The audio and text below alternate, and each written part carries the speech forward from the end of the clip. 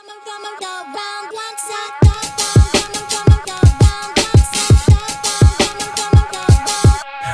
so fucking much, my greatest fear is I'ma die alone.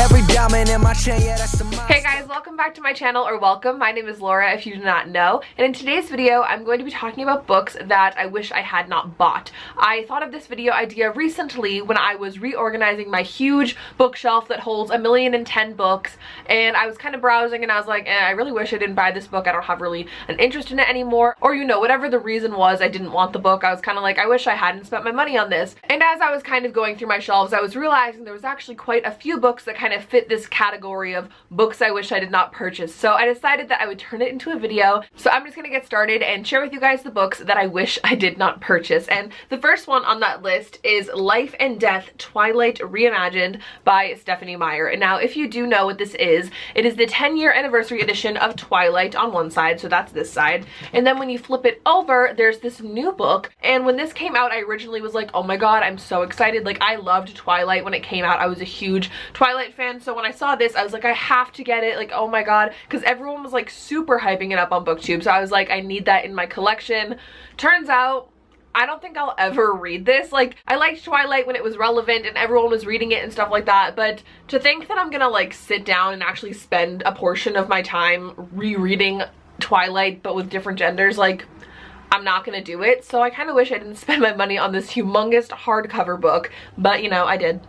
Next up on my list is The Vampire Academy by Rochelle Mead. I only have the first book in the series, and thank God for that, because this is a humongous series that I don't think I will ever get to. Like, when I originally saw this book on BookTube, I was like, that looks really interesting. Like, it looks like a fun series that I might enjoy. But truth be told, I do not have time to read like 1,000,000 books about vampires, and I just don't think I ever will get to that point where I'm gonna want to actually sit down and read every single book in this series. So the fact that I only have the first book, kind of disappointing. Not sure if I will ever get to it, but yeah, I do have it. I kind of regret buying it. Next one on my list is actually my most recent regret, like the one I regret most right now, and that is The Bronze Horseman by Paulina Simons. This is like a historical romance book that I originally bought like 2 years ago because I heard so many people on BookTube hyping it up, saying it was so good, such a cute romance.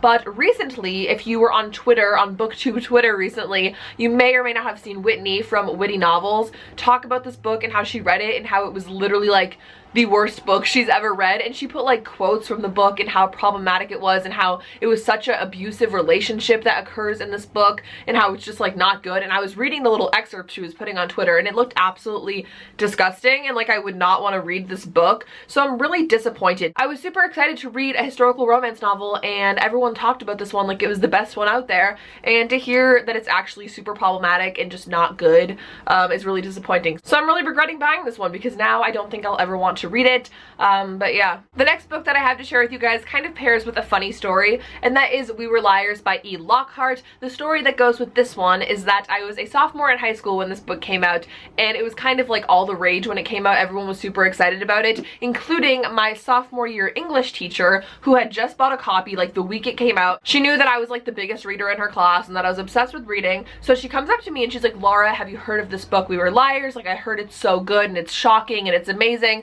and I bought a copy and I wanted to know if you wanted to read it first and then I'll read it and then we can talk about it.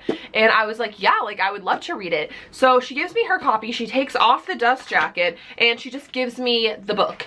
And I read it, I read the book, and then one day, it's the day I was going to give the book back to her, I accidentally got gel pen on the cover of the book. Not to an extent where it's really noticeable, but there's gel pen on the book. Personally, if this was my new book and somebody got gel pen on it, I would have been kind of upset. I got home from school that day and I was like, Mom, we have to go to Barnes & Noble right now. I got gel pen all over Mrs. Stevenson's book and she's going to kill me. Like, I need to get another book. I show her the book. My mom's like, that's the smallest amount of gel pen ever. And I was like, I know, but she trusted me with her book. I was the first person to read it. She'll know that it was me that got the gel pen. I just had like an episode for no reason, honestly. I did not need to get a replacement. She probably would have understood, but my mom drove me to the bookstore. I bought a copy of We Were Liars. I took off the dust jacket, handed her the book back, and to this day, this is the book with the gel pen on it and I put the cover on it that I took off the one I gave to her. And I just kind of regret buying this book because I didn't love it when I did read it, so I was kind of like really excited about it because my teacher hyped it up for me. But in all honesty, this book was kind of like for me. A lot of people were actually talking about it on my books I hate video, which if you haven't seen, I'll have it linked down below. But a lot of you guys were kind of saying you thought this book was and I agree with you. I thought it was okay, so yeah, I kind of regret buying it. Next book on my list is Between the Lines by Jodi Picoult and Samantha Van Leer, who I believe is Jodi Picoult's daughter. So it's like a mother and a daughter writing this book. This is a young adult book. I'm really not sure why I picked this up because to me this sounds so boring. So that's kind of the reason I regret buying it. I don't even know. Like it had to be on the list though because I just not feeling that book. Next book on my list is Boomerang by Noelle August. This is a new adult book that I tried reading and I got halfway through it and I DNF'd it because I just could not finish it, and I specifically ordered this online because I heard good things about it. So like I'm mad. Like I'm mad that I bought this book because I didn't even like it. So yeah, that's Boomerang. I think this might be a series too. I don't even know, but I did not enjoy this book whatsoever. I'm not sure if the last book in my list is sort of cheating because I didn't actually buy this book for myself. My friend bought it for me kind of as a joke, so I'm kind of saying like sorry to her for buying it because I will never read this book. And that is Autumn Falls by Bella Thorne. You know, like Bella Thorne.